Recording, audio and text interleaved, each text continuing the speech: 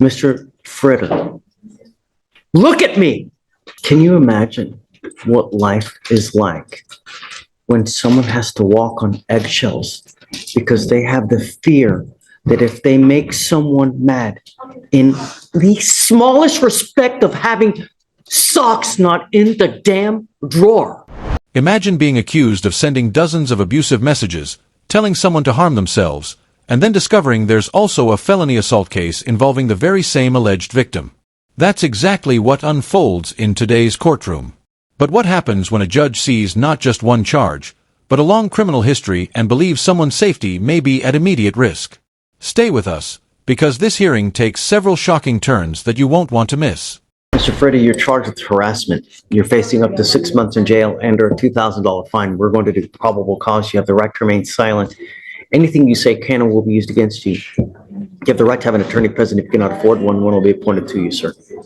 On or about September 19, 2024, an officer conducted a follow-up in regards to an assault on a family case. Upon further investigation, the officer made contact with the complaining witness, who reported that the defendant had been harassing her since September 18, 2024, by sending her videos, voicemails, and text messages containing horrible remarks, approximately 50 to 60 messages in total.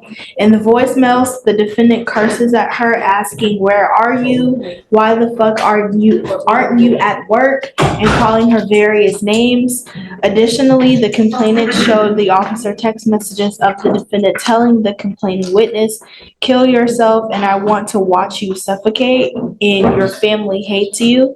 The complaining witness indicated that the continual harassment is making her fear him even more. Complaining witness was able to give officers the defendant's identifying information and positively identify the defendant as a person who has been harassing her. I see that he has also picked up a felony assault against this complaining witness as well. Yes, sir. Okay, what happened in that one? And I'm assuming it's the same date as this one, so I'm assuming it's out of the same transaction? I'm not sure. So it says that I don't believe so. It says that on September 18th in Harris County, officers were dispatched to an assault. The complaining witness advised that the defendant came home upset about socks not being in the closet. The defendant punched the complaining witness with a closed fist on her foot twice on her right thigh and twice on her left thigh, causing pain.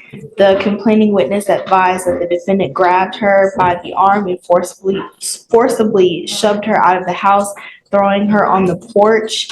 She advised that she felt pain, and she advised that this has been an ongoing issue for the past 2 years. The officers observed purple and green bruises on her arm, foot, and her legs. The bruises were green, purple, and red and of significant size.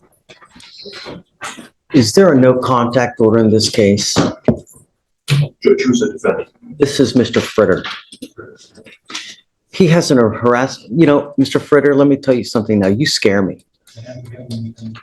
And you scare me something good. You have, since 14, assault, trespass, deadly conduct, assault, DWI, forgery, and now? This is the moment the hearing shifts dramatically. The judge isn't looking only at the current harassment allegation anymore. He's also reviewing the defendant's reported criminal history and the separate felony assault allegation discussed in court. While these allegations have yet to be resolved through the legal process, judges often consider public safety and the defendant's background when deciding bond conditions. Hearing multiple prior offenses mentioned clearly raises the court's concern about whether stronger protective measures are necessary. What do you think? Should a defendant's past record influence how strict a judge is before trial, or should every new case stand entirely on its own? A harassment and a felony assault. Judge, there has been a note filed, but there is no protective order in this case. Is there no contact in the felony case whatsoever? I'm checking the bond conditions. It's no threatening or harassing at this time. Would ask if that be a no contact in this court, Judge. I don't see that the RIP has been. Are you Miss Lisco? Yes, sir. That's Miss Lisco right there. Come up, ma'am. Come up. I'm sending you for a drug and alcohol test right now, Mr. Fretter. I want to protect you as much as I can. No one has to have this kind of treatment whatsoever for any reason. And I will do everything in my power to protect you. All I need you to do is tell me. All I need is please give me the word. Mr. Fritter, look at me. You so much. I'm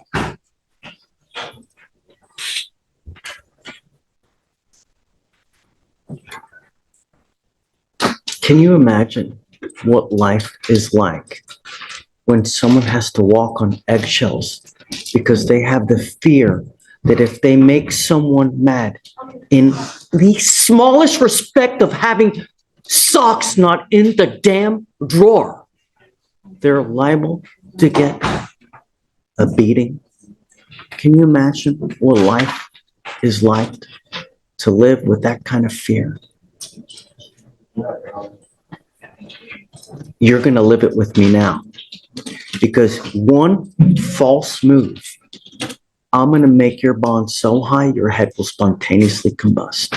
But no one, and I mean no one, should have to live with that kind of fear. I'm sending you now for a drug and alcohol test because I want to know what, if anything, is in your system. And I don't know if I'm going to allow you to have contact with Miss Lisk. But if I find that you treat anyone or put anyone in fear or put anyone in harm's way, so help me, I will grow horn and tails because I will be so upset. And it will be on you. Do you understand? Yes. Abel, Yes, sir. I'm going to keep Mr. Fretter so close to me that it's just ridiculous. This is one of the most significant legal moments in the hearing. The judge issues an emergency protective order, making it absolutely clear that any communication perceived as threatening or harassing could result in immediate consequences. Notice how the judge emphasizes that it isn't just the defendant's intent that matters, it's also how the protected person reasonably experiences the behavior. That sends a strong message that the court's priority is preventing any further escalation while the criminal case moves forward. Do you agree with the judge taking such a firm approach to victim protection? Yes, sir. I'm entering what's called a magistrate's order for emergency protection. This is a court order that identifies her as a protected individual. You're not to have any kind of communication whatsoever. You're not supposed to have you will not have any threatening or harassing contact. What is threatening or harassing doesn't matter what you think is threatening or harassing. It's what she perceives. So if I go like this, is that threatening or harassing? It most certainly is. And it's enough for me to put you in jail and make your bond $150,000, maybe 50, maybe 20. But I will do, Mr. Fretter, I will do everything in my power to protect every single person of this county. And I don't care if you're kicking, screaming, crying because you go to jail and don't have anyone to bond you out. Question. Your husband and wife of 10 years is this kind of difficult situation that we live together. I want to protect you, ma'am. And you know, the problem is that now that he's picked up these two cases, times will be just even more stressful. We have these protective orders. They're basically like cooling off motions so that, you know, you can separate, enough time will pass, people can kind of cool down, you know, so they're not under the stress of the excitement and then unleash on you. The last thing I want is for you to suffer any kind of harm whatsoever. you know, and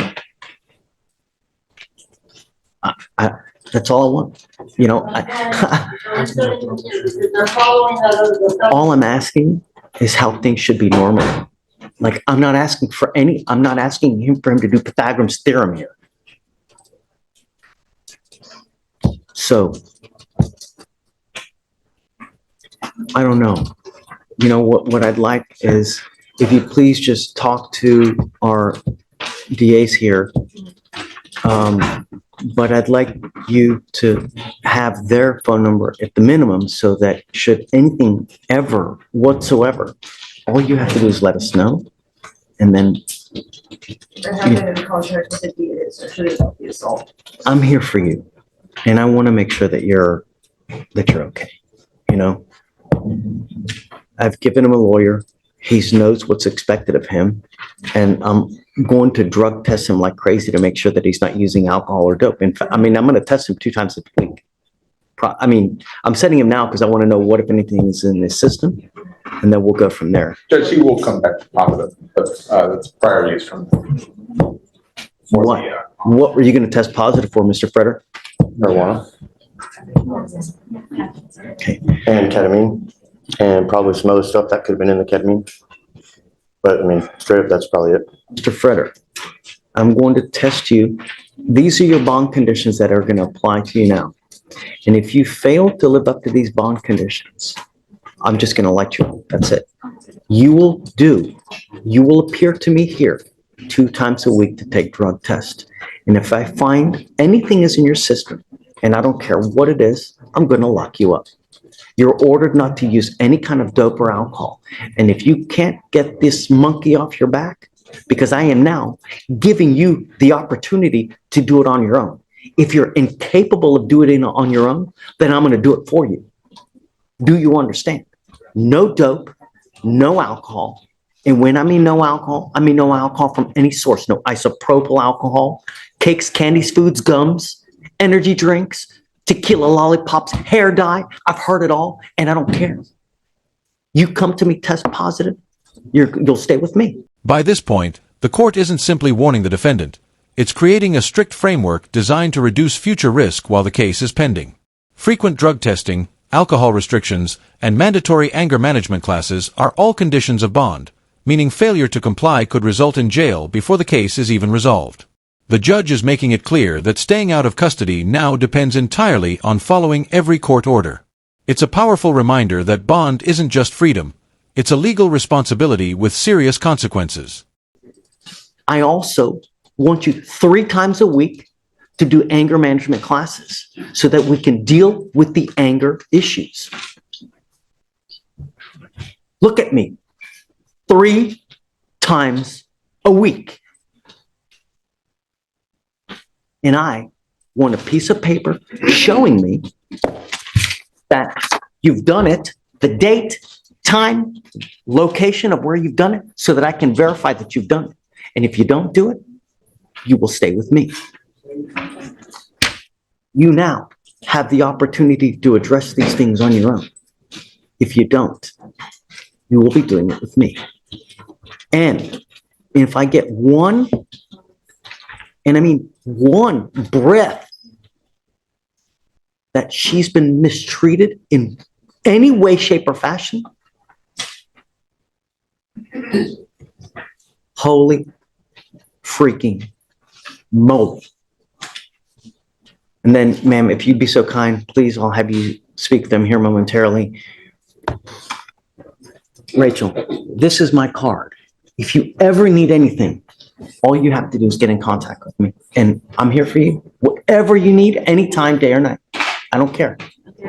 You, really. Today's hearing centered on allegations of repeated harassment alongside a related felony assault case discussed before the court.